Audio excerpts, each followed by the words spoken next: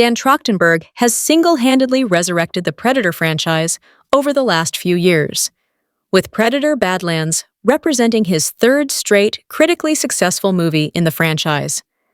After 2022's Prey breathed new life into the desiccated bones of the foundering franchise, Trachtenberg hit sci-fi fans with a 1-2 punch in 2025.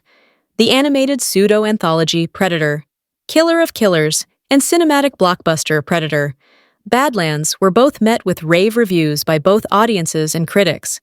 Trachtenberg clearly has a firm grasp on what makes the Predator franchise fun, and both movies kicked down the door to exploring the lore around the vicious yet enigmatic Yautja culture. Predator, Badlands branched out in a very specific direction that put sci-fi fans in a frenzy when the first trailer dropped. The movie places its central Yautja warrior deck on a planet with dozens of Weyland-Yutani synthetics, clearly implying the existence of xenomorphs in the same cinematic universe. Naturally, all eyes turn towards the two lethal icons' next bout, and Trachtenberg recently gave an interview that cemented why he should be in charge of the inevitable clash. In an interview with The Direct, Trachtenberg addressed whether any conversations have been had about who might bring the two characters together on the big screen for the first time since the much-maligned 2007 sequel, Alien vs. Predator: Requiem. Trachtenberg turned towards an extremely apt metaphor for what he thinks should happen to the two franchises. For me, the coolest part of it would be grabbing these elements and letting them cook. Once again, we don't want to pull it out of the oven too quickly and have it all just be raw. We really want things to simmer and boil and get up to the perfect temperature. While hype for both franchises is at an all-time high with Trachtenberg's trio of excellent Predator movies, along with Fede Alvarez's massively popular 2024 blockbuster Alien Romulus and the excellent FX show Alien Earth, which was recently renewed for a second season. The urge to smash the two franchises together is perfectly natural, but Trachtenberg understands how big a mistake that would be. Building out the modern universe of both horror icons separately is the only way to rejuvenate the Alien vs. Predator franchise and not have it be a massive flop like the previous iteration from the 2000s.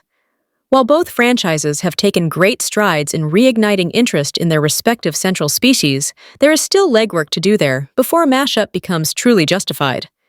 For starters, both franchises are currently on completely different paths, even if there is potential for crossing over. Or Alien. Romulus has a sequel in the works that would theoretically follow Kaylee Spinney's Rain Carradine and her brother, David Johnson's android Andy. Alien. Earth's second season will almost assuredly pick up its story with Sidney Chandler's synthetic Wendy. There are no plans for a direct sequel to Predator, Badlands as of right now, but there is almost certainly an appetite to see more of Deck's clan after the first movie's explosive ending.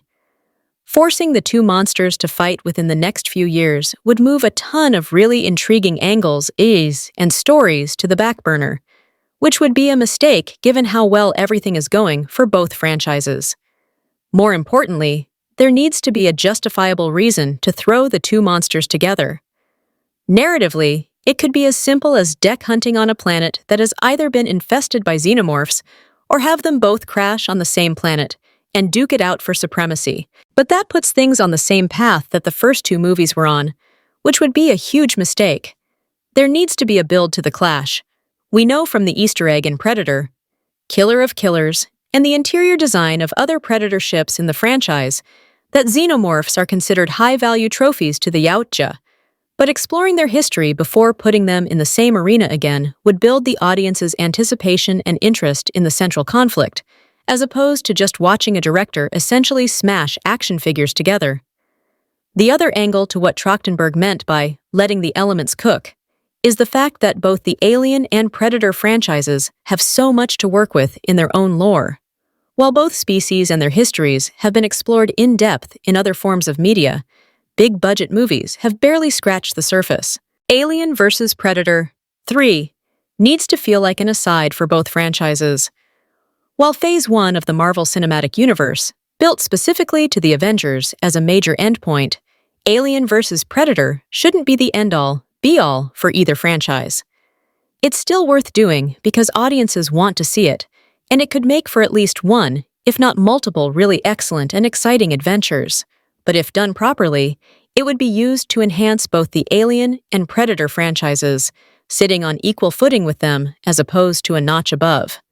Predator, Badlands, and Alien, Romulus both proved how much appetite there is for standalone creature movies at the box office, and it would be silly to derail two quality franchises for the sake of the third.